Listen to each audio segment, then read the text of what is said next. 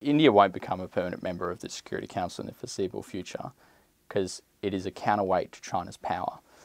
And elevating India to that level will only, it won't serve the interests of China at all. And China as a veto-wielding power just won't allow that to happen.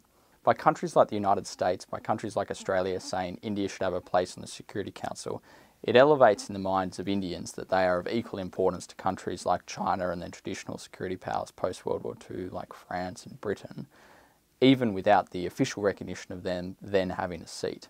So at least it brings them up to, in the same dialogue, to that of China in the region. And that's important for them, and it's important for the cultivation of diplomatic relationships both ways.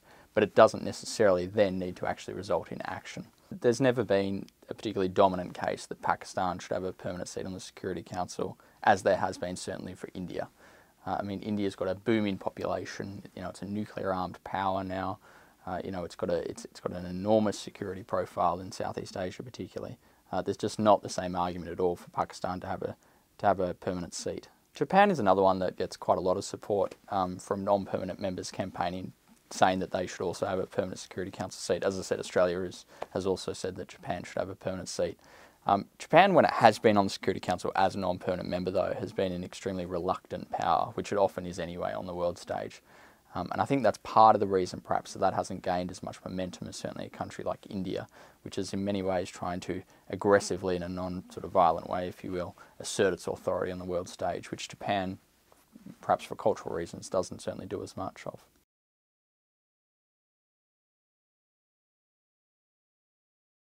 There are two distinct ways of looking at Australia's candidacy in terms of benefits. There is exactly benefits to Australia, and then there are benefits to the United Nations or the international system more broadly. In terms of Australia, it elevates our voice. It gets us more currency in the major capitals of the world. For example, at a sort of more anecdotal level, it's easier to get access to the Oval Office if you're a member of the Security Council. In terms of the benefits to the United Nations or the international system more broadly, Australia arguably, at least in its diplomatic work at the moment to try and secure those votes, will represent smaller and medium-sized countries of the world. It will arguably bring a Pacific vote, a voice to that forum. But the main characteristic that it has running for it is that within its grouping, the Western European and others group, if Australia loses, Finland or Luxembourg will be the successful candidate. And that will only add another European Union voice to the group, and that will then total in 13, 14, 4 or 5 EU members, depending on the outcome of that election. Whereas from an Asian perspective, there'll only be 2 or 3 council members. So it adds another Asian voice, if you will. The evolution of the East Asian Summit, which this year for the first time will include the participation of the Russian and American presidents, is no doubt a major threat to the APEC gathering.